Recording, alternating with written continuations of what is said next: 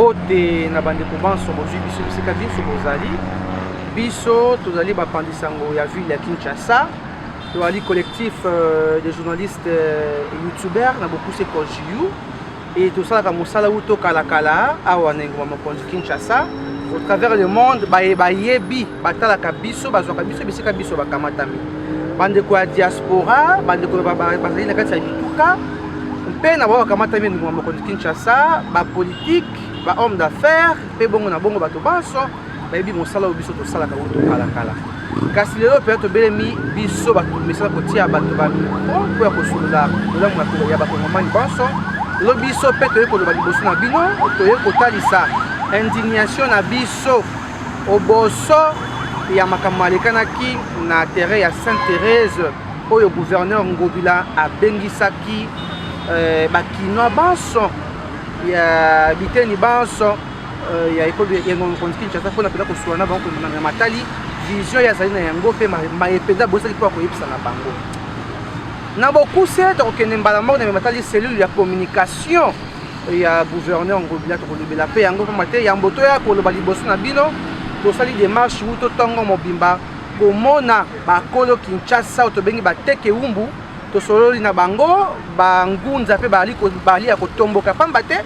lelo oyo ntango tolobaka likambo ya baérosion na engoma mokonzi Kinshasa eyaka likambo ya moke te yali likambo mpe esengeli na bakonzi bazwaka yango na motema pamba te lelo kokamba ekolo yali eloko ya lisano te tomonaka érosion esalami na Kimbantseke érosion esalami na Mitendi érosion esalami na Mongafula mpe bongo na bongo mais tokamwa te lo biso tomoni mpe érosion esalami liboso ya pali mpe to mpe liboso ya gouvernorat ya ville province ya Kinshasa to mpe na hôtel de ville pamba te bateke umbu bali ya kosika bangunza batomboki nakende mbala moko na bozindo ya masolo na biso ya mokolo mwa lelo toye mpenza mpona koloba gouverneur Ngobila ezali tomesana parce que gouverneur ali kino oyebi bato biso mpe bakino badikando bana kinto yali awa lelo mpenza makambo elekanaki na terrain ya Sainte-Thérèse oyo epai mpenza bajournaliste balaki mal vu même bacaméramen tolobaka awa toali 4e pouvoir 4e pouvoir na biso na Congo ezala kobeya monoko kasi na misala te pamba te na misala mpenza botiaka biso na pene bato banso bakosala na média bali bamondia te bali bato ya kosengasenga te kokimaka mbango senga ya bapoliticien te moto akosala mosala na conscience kwa ngai oyo na telemi awa tokendaka kokima mbango nsima ya homme politique te lobi eleki gouverneur Ngobila akopesa discours na ye malgré bato mingi balobi ete gouverneur Ngobila makambo alobi bakino basimbaki yango te pamba te akendaki makambo kilikili mingi communication eleki mpenza kado na eloko moko te bacaméramen balaki menacé voire même ngai boka bacaméramen na ngai alaki menacé matériel ebebi oyo nasombaki na mosolo ya pasi téléphone ebebi oyo mpe ebungi oyo tosombaki na misolo ya pasi et puis ya chaîne na biso mosusu ya Top Africa mpe cameraman alaki menacé baimage eyali na ndeko na biso mopanzi sango mama Marco oyo ali mopanzi na ngai mpe alaki menacé to déplorer sécurité esalemaki na terrain ya Sainte-Thérèse to déplorer comportement ya bato basalaki animation ntango bokobenga bato bopusana boya liboso bato bamilitant baye kopusana baye kosangana na biso bapandisango epesi bulu yeke désordre ekoti bakomi kobenga biso bapandisango tia biso na pene te na bongo tokomi kobungisa biloko na biso mpe yikimiki ekotaki gouverneur ya ville ya Kinshasa esengeli sanction eyala na ngambo ya communication na yo oali gouverneur oali moto ya lisano te pamba te okokamba enguma moko Kinshasa parce que motema ya Kinshasa eyali epa na yo na maboko na gouverneur est-ce que gouverneur yo moko etango ozongaki na ndako olobaki mpenza nalobaki nini liboso ya bakinois mofar nini oyo lelo bakinois basimbaki ete basala yango débat to mpe banalisa mpona batelevizio kolesama na oyo olobaki oyo tobengaka allocution na yo face à population elaki nini bato baso balobi ete gouverneur ayaki kosala nde sorte officielle ya APC parti politique na ye toyebi te biso toyebi wana kasi toyende kotalisaka na koloba ete mpenza esengeli botosi eyala na ngambo na biso bapandisango mingi biso bato oyo tosalaka na média ondingi tobengi YouTube oyo lelo pouvoir ya chef de l'état Félix Tshisekedi Tshilombo eyali pouvoir ya badesel ya wana moni ndeko na ngai Fofana asalaka epai honorable Eliezer oyo chaque jour na botosi epai na biso eyali pouvoir ya badeseler ya batelefone eyali pouvoir ya bacaméra 18 KT ya 5 KT ya 2 KT eyali pouvoir ya ba téléphone ya miki ba caméra ya miki ba auto bengi ba desser ba ndeko ya diaspora mingi ni ko to tanga parce que bino boyebi biso buza to sala ka lelo chef d'état soka fani na ndako ba mususa bato baso ba kozela te image ba kende ba sala bongo ba kende ko lamba yango et bongo ba lekisa mais biso ba youtubeur to mona ka passe na se ya moi to kluka uka tout ça mon sana ba condition très difficile même pas reconnu même pas considérable na miso ya ba considéré donc on va direct to benga ka ba live boko tala biso na mbala moko bato ba koloba boko tala biso na mbala moko to ali peko bongisa sanction na biso contre ville ya Kinshasa le ka ba pandisa la ville ya Kinshasa pour bengi biso ba youtubeur parce que ezali pona pamba to basi mibali batiki ba rédaction na bango to yeko sangana awawa et ali pona li sanoté yo to mona ka na pene ya gouverneur ngobende ko Timothée no rapesa ka biso valeur abena ka biso mingi na ba activité ya gouverneur ngobito ki na mingi na parande ko Timothée le noir o ya considérer ka biso makasi biso beto kana botoso boso na ye ata misala elenge sa sona zunda kisa yewa na penza ko mona ndeko le noir lubite papa sangu ya bino bato ya média on lit to kende to tasa na bino boni mokonzi ya mboko travers gouverneur ya ville ya Kinshasa misala ko salima entre elenge so ya limbala liboso nzela bana bada Congo ya la Congo ekota makadam tombe ki na gouverneur na ndeko Timothée le noir na compte ya gouverneur Ngobila tesa ki misala ya mokonzi ya mboka biso to comme resiko ba télévision Kinshasa ekomaka te ko pana ka ko koza ba image ko la exclusivité misala ya mokonzi ya mboka ba travaux ya 100 jours biso média en ligne voilà qui en tête bato liboso ya kolakisa yango na bitando bande kwa diaspora mingi bayiba ka muna ko na kotanga bango mingi bala omba na kolemba te kotanga bango biso nde ba oyo nde to sala ki visibilité ya mokonzi ya mboka ba média en ligne ba benga biso bato ba yusu ndenge ba finga ka biso kasi to ali ba intellectuel to ali bato to ali na niveau pe to ko kamba ba média oyo bato baboti pe bakosala epai na biso tozomérite mpenza mwa botosi na komonopolize parole ngai moko te kasi ngai lokola moto ya yambo na bandaki koloba nde napesi bapoint ye wana mpenza gouverneur ngo besengeli sanction ya ngambo ya communication besengeli kobongisa communication na pamba te bakotia na mwa mabulu mingi bakotia mwa mabulu mingi ndenge nauti koloba awa bankunza baza ya kotomboka na soli na bango ntongo ya lelo yambo to bandawa bateke umpe baza kolobi bana oyo yonde bakomisaka basango na biso mokili mobimba esengeli botosi eya na ngambo na bango awa na kotanga bandeko ya UDPS pour kotanga parce que bango au moins bayebi valeur na biso parce que tumba otobundi na bango elongo ya kozwaka ba image na ba telefone ya kobata pa collection na monde entier kopanza basango na bango tango nyonso bomonaka ba parlement debout elekaka na RTN c'était elekaka epai na biso ba YouTube babengi biso ba média en ligne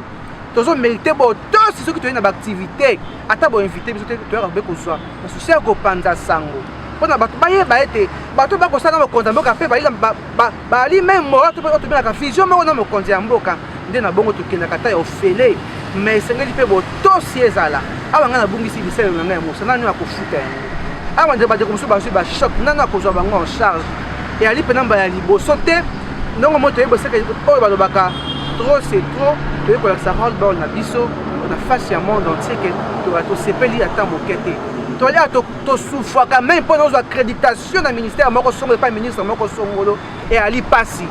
o ta député moko ta o bo te na bango na etumba o te bango ta micro pa faire interview ali passi ako préférer akenda ba média mo to tanga ba kombo ezalité et ali passi ngeli sina reconnaissance ezala ka pasongo muto zali ko yeba moto bo te bango na passi ça veut pas ko yeba ko tombo na politique ko ali ko sala et comme le la moi haine bango bali bata ba YouTube biso te bata ba télévision to boyi likambo wana biso bande ko ya konjiyu to tiliki likona yango to lobi to ko préparer espèce sanction na biso contre bato baso ba ko luka ko piétiner mosalo biso saka na pasi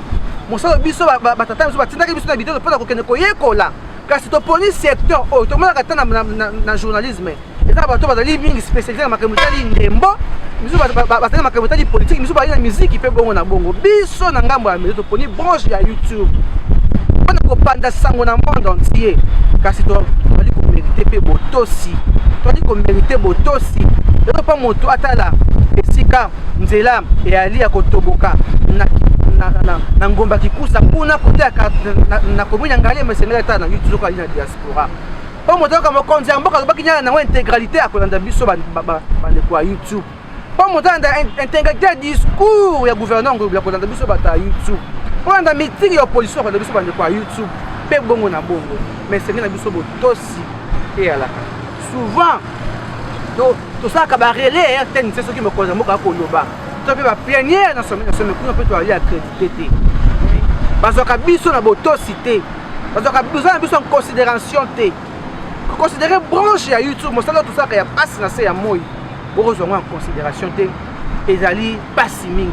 ta ka pena tina boleli na biso boso ya bakondi d'abord na loba na bongisa et ali boleli te makasi ali ne ko la sa biso pe to tomboki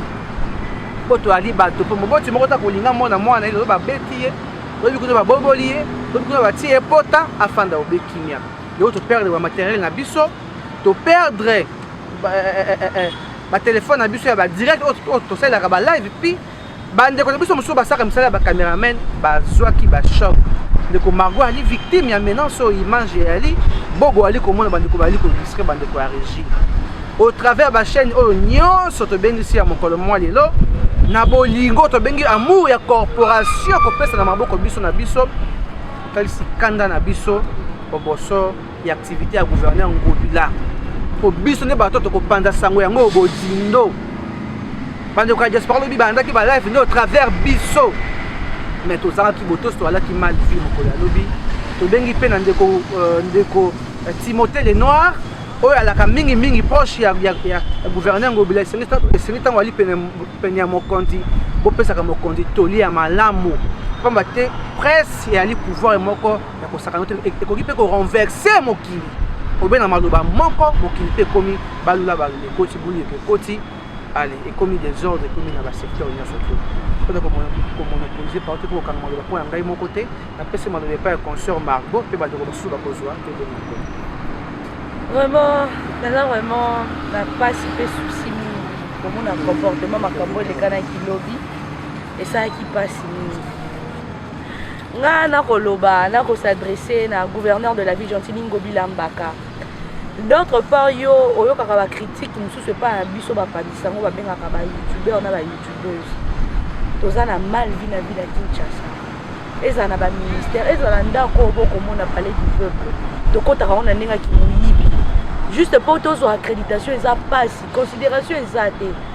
bango ba considéraka ba chaîne traditionnelle ba chaîne nini étrangère mais tant bon considérer étrangère nga na za wana ndeko na yo na ko sa direct o considérer ngate na comme esika nyonso o kutu so to na tanga karata RFTA ni non mona nga ba olexa ba lexa message à gouverneur lobité nga na ko s'adresser na madame la conseillère à la communication ya gouverneur de la ville madame si mademoiselle je ne sais pas votre nini ce qui identité je ne connais pas vraiment mais vous me connaissez parce qu'on travaille pour le gouverneur. La dame a dit qu'elle a biso premièrement par rapport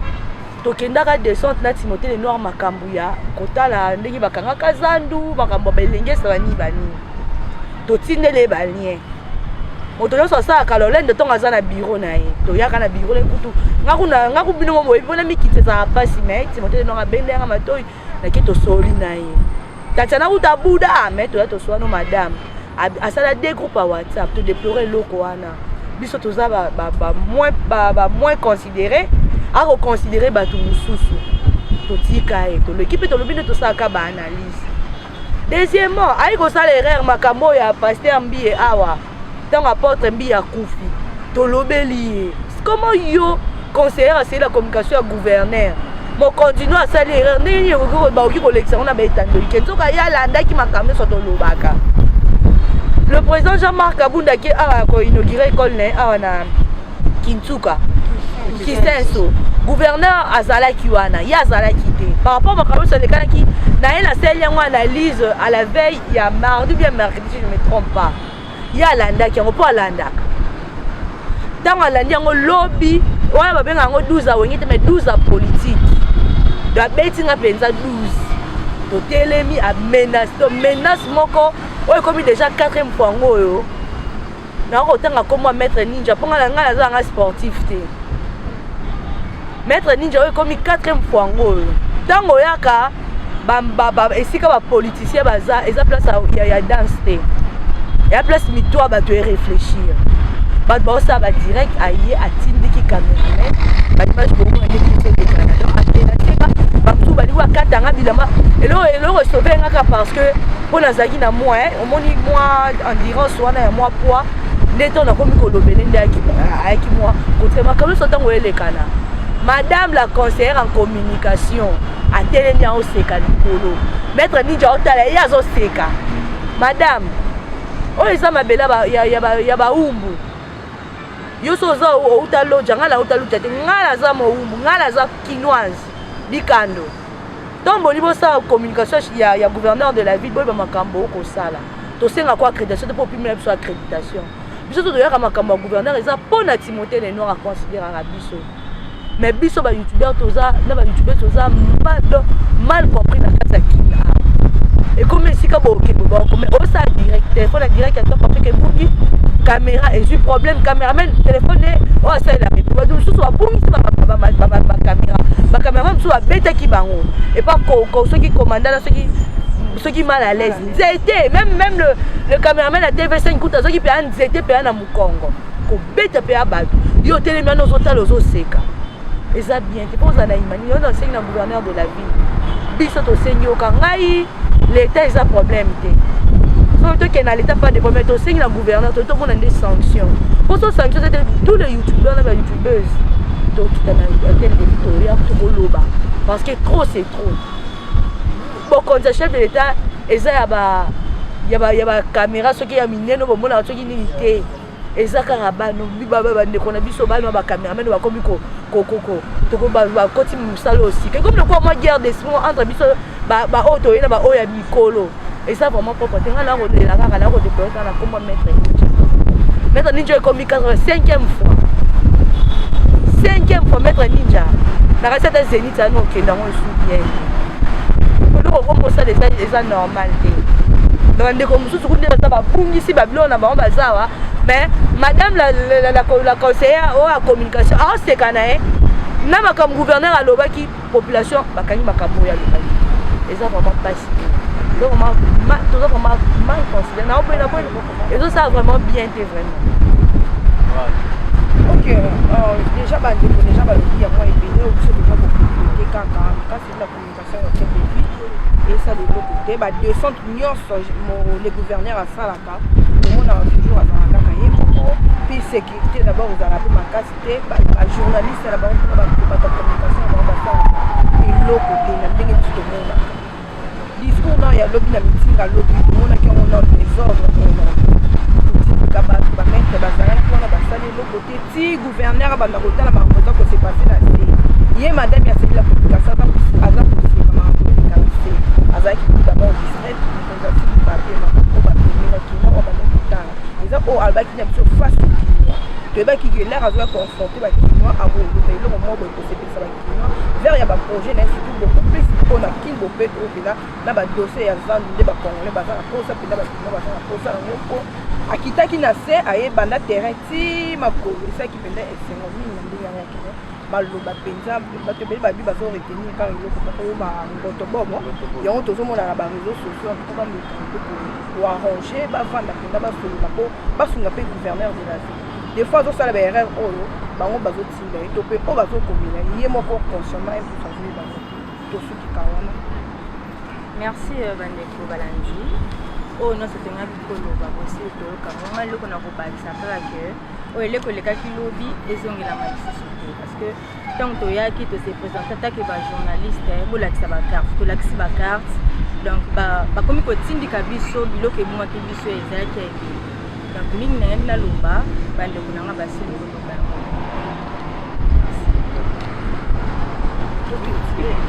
voilà to nasilisa toza mwa likolasi ok ngatondo mini voilà biso ndenge ndeko sylvain lobaki awa toye awa te mpona kolelalelaki yo pour récompenser biso tokopesa biso kanyaka mpona mosala tosalaki lobi te toye nde kolakisa indignation na biso ndenge nde kosenga lobi awa kopanza sango na mikili mosusu ezali mosala oyo ya noble esengaka mpe makoki ebele hôtel de ville ezali na makoki nyonso awa sur toute l'étendue ya ville province ya Kinshasa kasi komona lolenge sélection ezali kosalema bazali kopona basala cellule ya communication moko ya bakopine or ki makopine wana ezali koapporte eloko moko te l'impact communicationnel ya mokonzi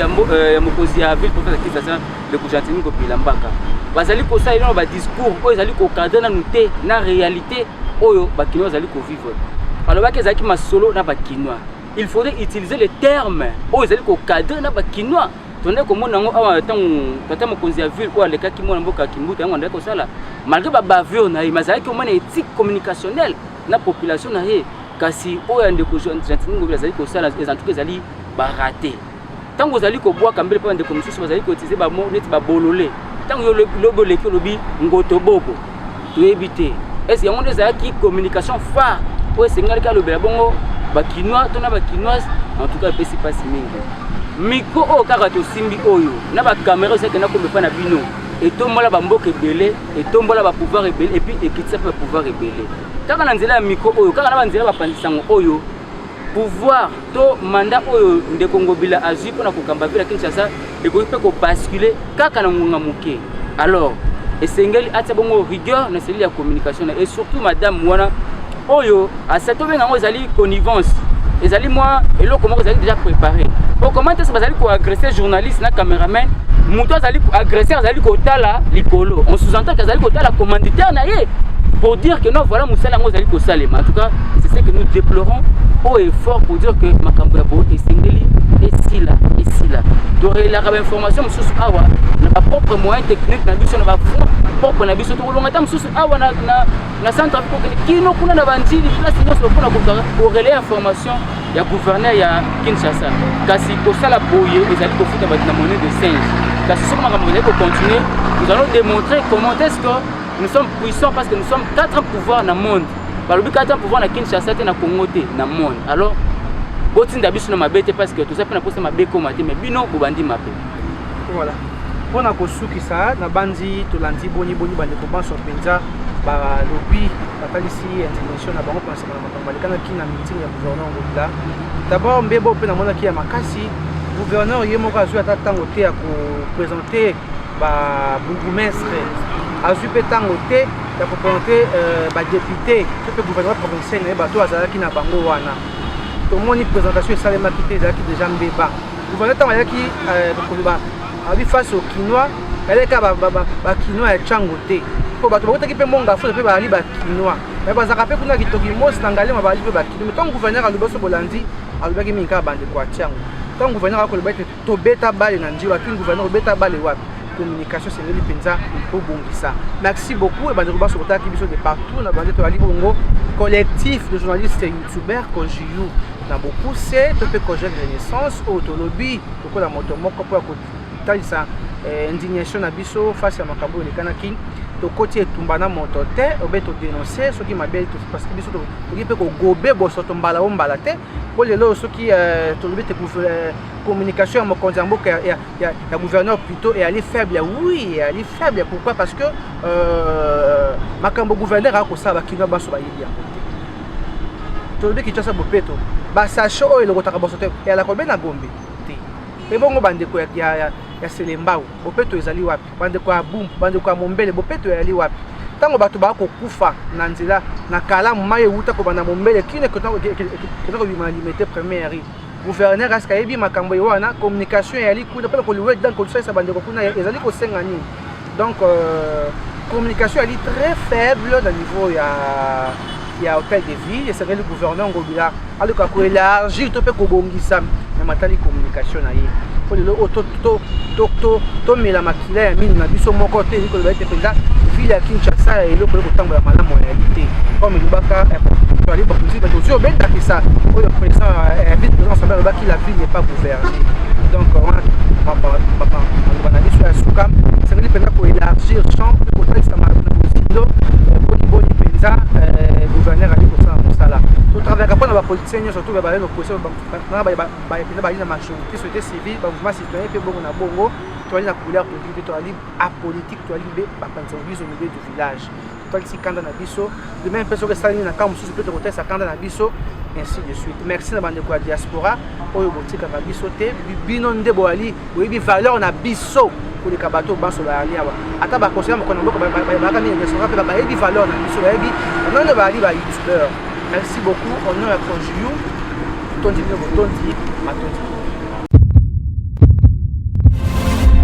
Eshima, votre magazine qui bat au rythme de l'actualité. Retrouvez la nouvelle édition.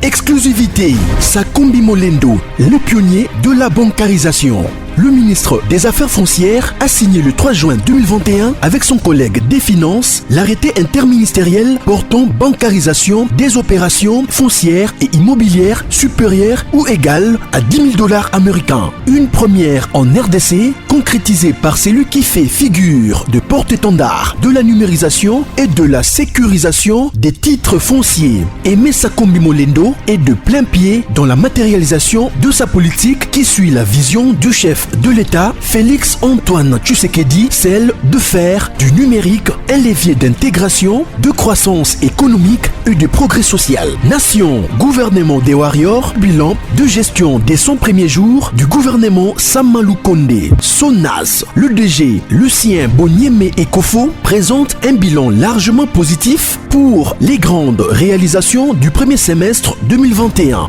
À lire également l'interview de Seth Kikouni portée sur les questions d'actualité. À la découverte de Tissia Mukuna, la DG de la marque La Quinoise, café planté et transformé à Kinshasa. Interview exclusive de Richard Ilunga, DG de l'ONIP, qui confirme l'identification de la population congolaise avant les élections 2023. Un an de patrouille financière, les audits de l'IGF mettent à l'écart les mandataires impliqués dans la mauvaise gestion des deniers publics grâce à Jules Alinguete, inspecteur général des finances, chef de service. Une analyse sur les coups d'État en Afrique et leurs conséquences. Retrouvez l'intégralité du magazine Eshima dans les kiosques. Eshima Magazine, un nouveau standard d'information.